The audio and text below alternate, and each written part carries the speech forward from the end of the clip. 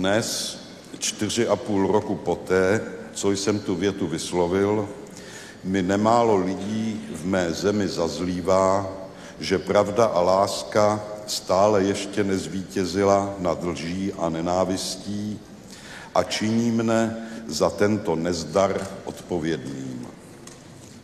U těch, kteří si stěžují, že tento slib nebyl splněn, získal ideál strukturu iluze.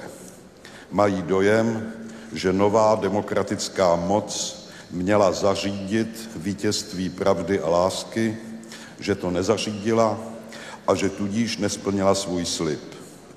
Mám pocit, že se ocitáme ve fázi stesku po iluzi, nebo přesněji po životě s ní. Proto se vynořuje a rychle šíří tolik nových iluzí, které se snaží zaplnit vzniklou mezeru, a objevuje tolik nových vůdců, hrajících si na garanty naplnění svých jednodimenzionálních vizí. Kompletní recept na lidské štěstí nám nikdo nedá a nikdo ani dát nemůže. Světel, která nás mohou orientovat či vést, je však dost. Jen je třeba se dobře rozhlížet. Kolem sebe, ale i v sobě.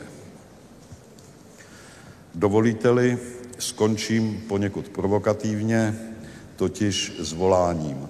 Pravda a láska musí zvítězit nad lží a nenávistí.